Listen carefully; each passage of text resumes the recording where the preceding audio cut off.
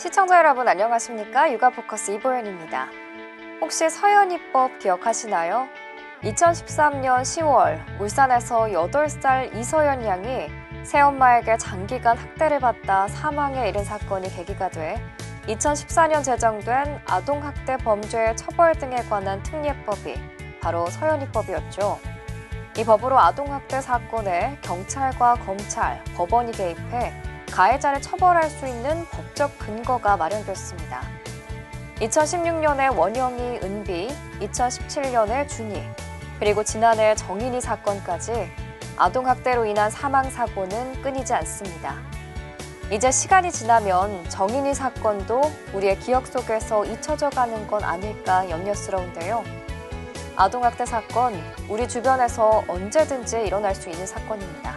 항상 관심을 가져야겠습니다. 2월 16일 육아포커스 저녁 방송 시작하겠습니다. 서울시는 감염병 전담 요양병원으로 3곳을 지정했습니다. 이미 환자를 받기 시작한 곳은 2곳. 기존 환자들은 다른 병원으로의 이동이 불가피합니다.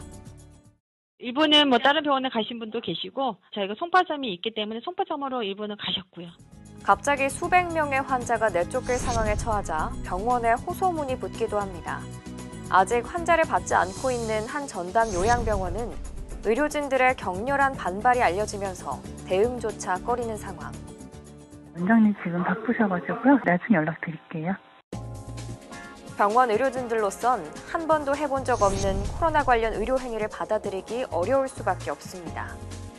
전담 요양병원 지정 자체가 졸속이고 탁상 행정이었다는 비판이 나옵니다. 요양병원은 사실상 치료 기능은 그닥 없단 말이죠. 시스템적으로 병실도 1인실이고 음압이 되면서 감염병이나 중환자 치료 경험 전문 인력이 있고 탁상 행정이라고 한 얘기가 그래서 그런 거죠. 전담 요양병원 내 의료진이 턱없이 부족할 것이란 지적이 처음부터 제기됐지만 마땅한 대책은 없습니다.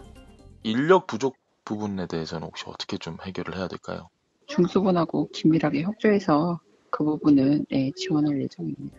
전담 요양병원으로 지정된 곳들은 지인 등을 통해 어렵게 간병인을 구하고 있는 것으로 알려졌습니다.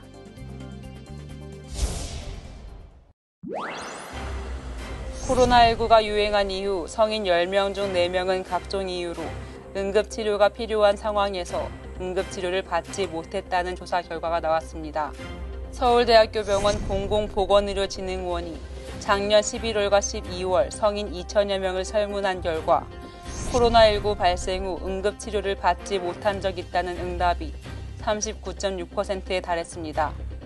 그 이후로 29.1%가 확진자 접촉이 우려돼서라고 답했고 23.6%는 응급실이 폐쇄돼서 14.5%는 의심 증상이 있어서라고 응답했습니다. 건강검진을 미룬 사람의 77.8% 역시 확진자 접촉이 걱정돼서 활동을 자제하기 위해서였다고 답했습니다. 교육부가 올해 학교별 학년별 등교 방안을 확정해 발표했습니다. 초등학교 저학년의 등교를 대폭 확대하기로 했는데요.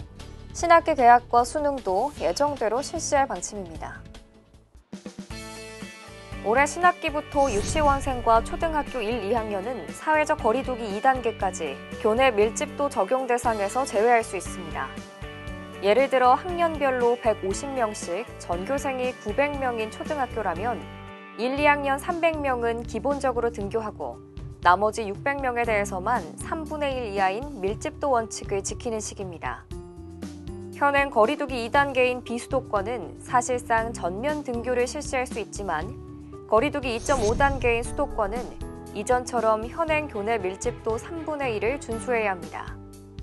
특수학교와 인원 기준을 400명 이하로 완화한 소규모 학교 등은 2.5단계에도 밀집도 적용 여부를 자율적으로 결정할 수 있습니다. 정부는 또 고등학교 3학년은 지난해처럼 매일 등교하도록 권고했습니다. 지난해 매일 등교 원칙이었던 고등학교 3학년은 전년 기준을 유지하는 것으로 하되 교육청이 지역과 학교 상황에 맞게 최종적으로 확정할 계획입니다. 정부는 인력 5만 명을 배치해 학교 방역을 강화하고 초등 1학년에서 3학년 과밀학급에는 기간제 교사 2,000명을 투입해 기초학력저하도 막을 계획입니다. 초등학교는 수행평가를 실시하지 않을 수 있고 중학교 1, 2학년은 거리두기 3단계일 때 성적을 산출하지 않아도 됩니다. 또 개선된 인프라 속에서 실시간 쌍방향 소통 중심의 원격 수업을 확대하고 여기에는 콘텐츠를 활용한 실시간 채팅 대화도 포함됩니다. 정부는 신학기 개학을 오는 3월 2일부터 대학 수학능력 시험은 11월 18일 예정대로 진행하기로 했습니다.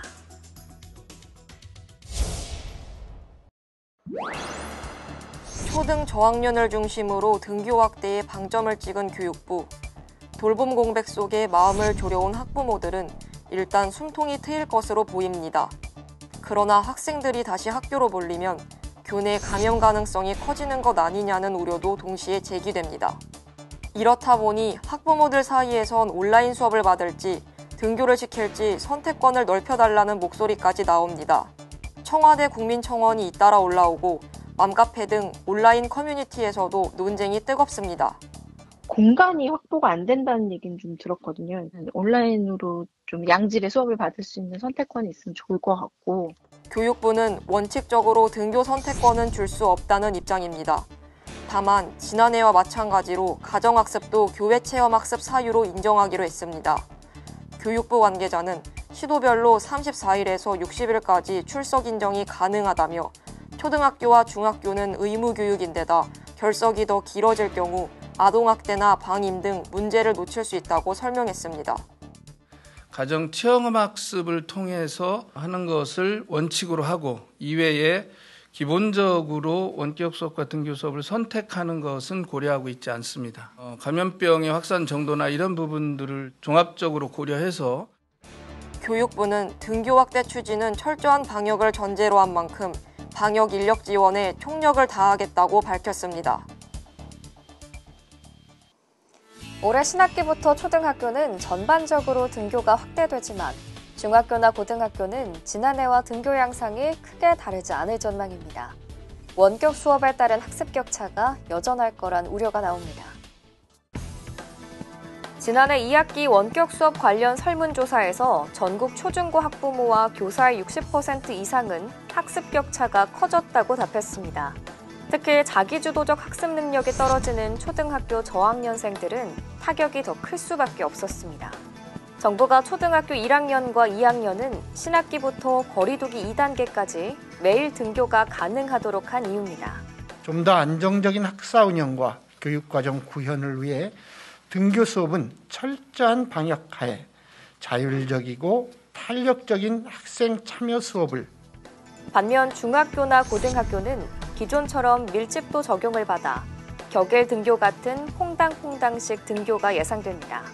고3을 매일 등교하도록 권고한 만큼 과밀학급 고등학교의 학생들은 거리두기 단계에 따라 격주 등교를 하거나 아예 가지 못할 가능성도 있습니다. 이에 지난해처럼 사교육 의존도가 커지며 특히 저소득층을 중심으로는 학습 격차가 더 커질 수 있다는 우려도 나오고 있습니다. 스스로 알아서 하도록 하는 이런 방식보다 기술적으로는 맞춤형 교육을 할 수 있는 이런 AI 활용 교육이 있긴 하거든요. 중고등학교는 안 돼 있는데 그런 부분들을 조금 더 빨리 개발할 수 있도록. 교육부는 기초학력 보장을 위한 온라인 콘텐츠를 제공하고 소규모 보충 수업 등을 지원할 계획이지만 등교 수업만큼 효과를 볼 수 있을진 미지수입니다. 엄마의 손을 잡고 학교를 찾은 아이들. 2021학년도 초등학교 입학을 앞둔 아동들입니다. 이달 전국 초등학교에서 예비 소집일을 가진 가운데 100명이 넘는 아동들이 예비 소집에 불참한 것으로 확인됐습니다. 경찰청에 따르면 초등생 예비 소집에 불참한 아동은 전국에 모두 133명으로 이 중 58명은 소재 확인이 여전히 되지 않고 있습니다. 예비 소집에 불참한 아동 133명을 지역별로 구분하면 경기 남부가 28명으로 가장 많고 인천 19명, 충남 16명 등 순입니다. 지자체들은 아동들의 소재가 확인되지 않는다며 수사를 의뢰했고 경찰은 아이들의 안전 여부를 확인하고 있습니다. 특히 경찰 조사에도 소재가 불분명한 58명 중 40명은 해외에, 18명은 국내에 있는 것으로 파악됐지만 정확한 상태는 아직 확인되지 않았습니다. 경찰은 아동학대 피해 가능성도 열어두고 구체적인 소재 등을 파악 중입니다. 초등학교 예비 소집에 불참하고 아직도 소재가 확인되지 않은 아동 중에는 일부 가정폭력 등에 노출되어 있을 가능성이 많이 있습니다. 경찰과 교육기관 등이 긴밀하게 협조해서 소재 불명 아동을 빨리 찾아내야 되고, 경찰은 해당 아동들을 찾은 이후에도 관련 기관 등과 협의해 지속적으로 안전 여부를 모니터링한다는 방침입니다.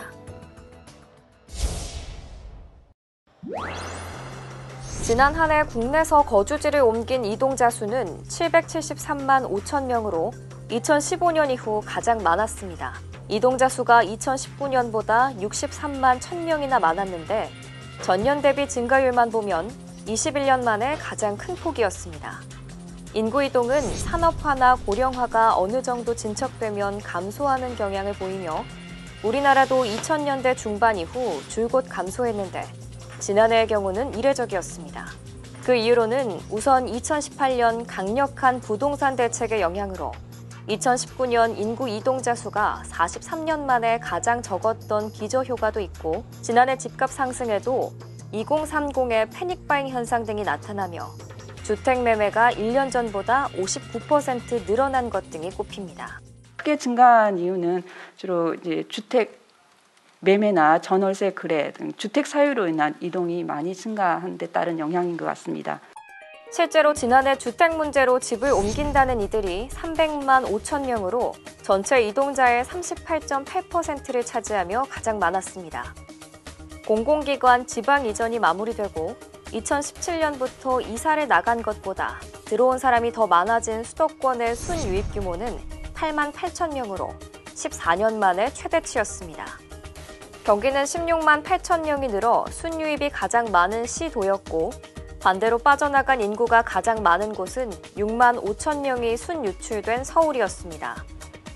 서울 전출자 65.4%가 경기로 갔고 경기 전입자의 53.4%가 서울에서 온 것으로 나타나 서울의 집값 상승세에 경기로 보금자리를 옮긴 상황이 반영된 것 아니냐는 분석입니다.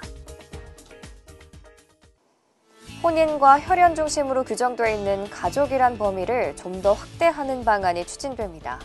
1인 가구 증가 등의 변화에 맞춰 기존의 사회적 통념도 이제는 좀 달라질 필요가 있다는 겁니다. 현행법이 보는 가족의 범위는 어디까지일까? 민법은 배우자와 직계혈족, 형제 자매, 생계를 같이 하는 배우자의 형제 자매 등으로 규정하고 있습니다.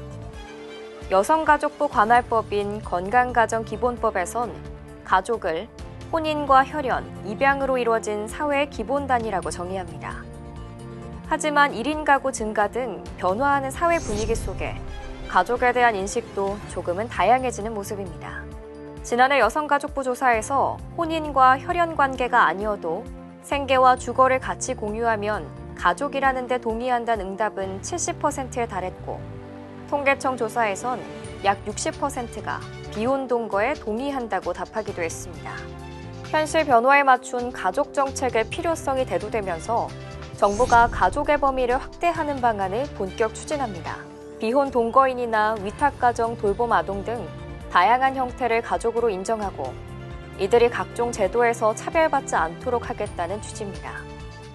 현행 가족 관련해서 어떤 법적 개념이나 정의 이런 것들, 법률은 혈연 중심으로 규정되어 있는데 이런 것들을 확장을 해서 다양한 가족을 포용할 수 있도록 여가부는 이 같은 내용을 골자로 한 4차 건강가정기본계획안을 공청회에서 공개하고 관계부처 협의 등을 거친 뒤 오는 3월 확정된 안을 발표할 예정입니다. 다만 사회적 합의뿐 아니라 각종 관련 정책 예산도 광범위하게 검토해야 하는 만큼 장기적 검토가 불가피하다는 지적도 나옵니다.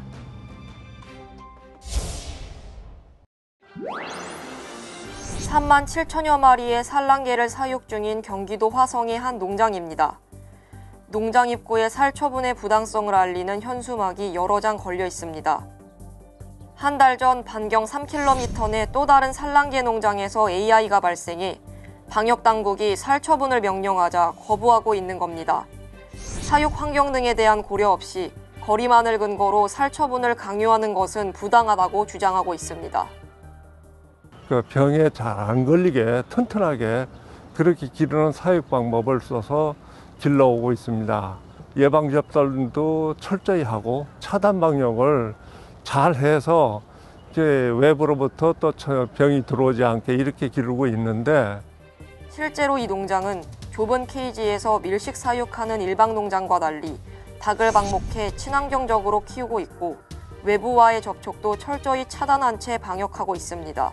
또 인근 농장에서 AI가 발생한 이후 매일 검사를 시행해 모두 음성으로 확인됐습니다. 하지만 방역당국은 지침을 근거로 살처분을 요구하고 있고 계란 반출도 막아 창고에는 60만 개가량의 계란이 쌓여 있습니다. 전문가들은 예방 백신으로도 AI 확산을 충분히 차단할 수 있다며 살처분 중심의 방역 정책을 중단해야 한다고 지적합니다. 살처분을 할 때 비용이 많이 들고요. 그러니까 이제 윤리적인 문제도 있고 이제 환경 오염도 심하고요. 백신을 병행을 해서 정책을 다시 디자인을 하는 게. 농장 측은 경기도에 살처분 취소 행정 심판을 청구했습니다. 고병원성 조류 인플루엔자로 급등한 달걀 가격 안정화를 위해 정부가 공급량을 늘렸지만 달걀 가격은 오름세를 나타냈습니다. 축산물 품질평가원에 따르면 지난 1월 29일 기준 특란 30개 한 판의 소비자 가격은 전날보다 97원 오른 7,350원으로 사흘새 8.7% 급등했습니다. 과일 가격도 올랐습니다. 지난 29일 기준 후지 사과 상품 10개의 소매 가격은 33,511원으로 평년보다 만원 이상 높았고 신고배 상품 10개 소매 가격 역시 47,808원으로 평년보다 16,000원가량 높았습니다. 이번 순서는 임신, 출산, 육아에 대한 궁금증을 묻고 답하는 시간 알쏭달쏭 육아상식입니다. 아이들이 기침을 하면 엄마, 아빠는 깜짝 놀라죠. 감기인지 천식인지 기관지염인지 혹시 코로나19와 같은 바이러스 감염은 아닌지 오늘 알쏭달쏭 육아상식에서는 우리 아이들의 기침 증상을 알기 쉽게 확실히 정리해드립니다.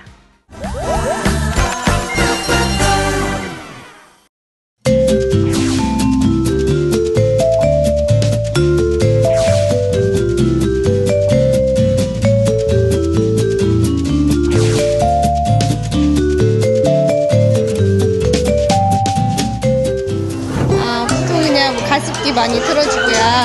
물 많이 먹을 수 있게 해주고 그리고 뭐 배즙 달인 거 이런 것들을 끓여서 먹여주는 편이에요. 약을 먹이기보다는 먼저 물 대신에 대추물을 끓여서 애기한테 줘요. 그러면 대추물이 약간 달콤하기 때문에 일반 물보다 더 좀 잘 먹고 대추물이 뭐 감기나 목감기에는 좋다고 그래서 거기다가 배를 좀 같이 끓이면 더 달콤하거든요.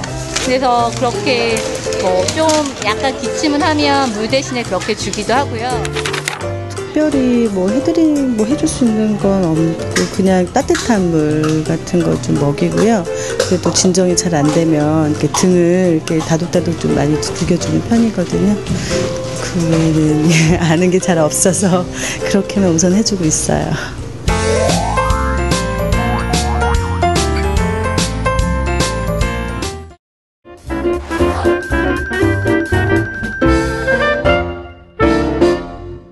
기침을 심하게 갑자기 아기가 하게 되면은 부모님들은 아기의 과거력을 잘 생각하셔서 전에도 이런 적이 있었는지 또는 최근에 좀 무리했는지 또는 신체적인 다른 열이 있었는지 그런 거를 좀 살펴보시고 일단은 그냥 그 확실한 원인을 알 수가 없으시면 우선은 안정시키고 큰 병은 아닐 거다 하는 불안감을 애기한테 주지 마시고 충분한 이 수분 섭취를 시키고 좀 안정을 시킨 뒤에 그 다음에 의사하고 의논을 했으면 좋겠습니다. 우선 급한 대로 병원에 가서 진해제를 쓰신다든가 또는 일반 갖고 있는 약들을 그냥 쓰시는 거는 오히려 기침을 악화시킬 뿐더러 더욱더 치료 시기를 놓치거나 또 어렵게 하는 경우가 많습니다.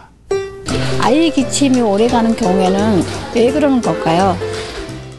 기침이 오래가면은 어머님이나 우리 의사들도 혹시나 합병증을 동반된 폐렴이나 우선 그런 거 아닌가 먼저 생각하는데, 어머님들은 제일 먼저 생각하는 게 연령에 따라서 원인이 다르기 때문에, 특히 돌전의 아기들은 혹시나 기도에 선천성 이상은 없는지, 최근에 발열을 동반한 어떤 감염 증상은 없는지 그걸 알아셔야 되겠고, 아장아장 걸어다니는 그런 어린 아기들에 있어서는 요새 그 이물질을 흡입해서 갑자기 기침을 오래 하는 경우가 있는데, 어떤 경우에는 치명적일 수 있어서 유념하시고, 대개 5살 지나서 기침하는 경우는 대개 천식이라든가 알레르기가 원인이 있어서 일단은 과거에 여기 있는지, 가족 중에 비슷한 기침을 하는지 그런 걸 알아보셔야 되겠고, 학동기에 있는 아기들의 기침은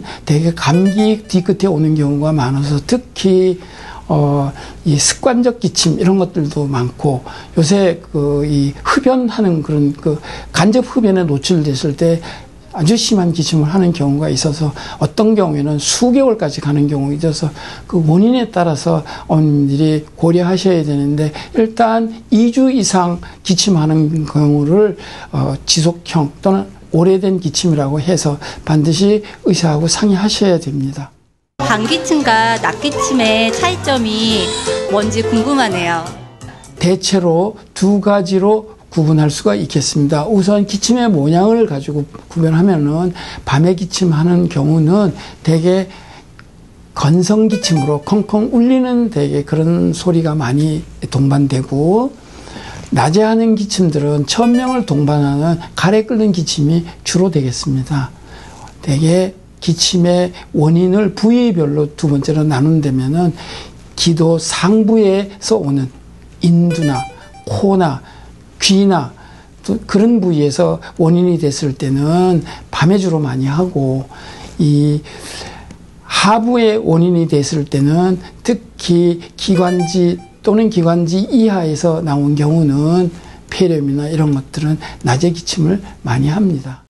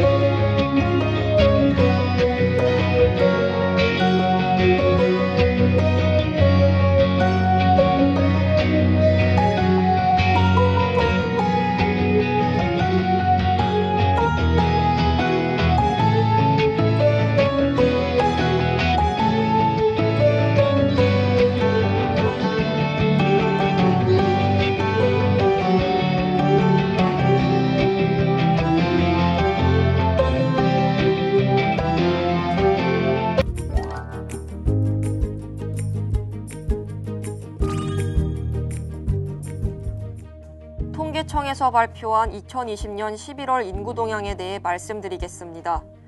2020년 11월 출생아 수는 2만 85명으로 집계됐으며 전년 동월 대비 15.3% 감소한 것으로 나타났습니다.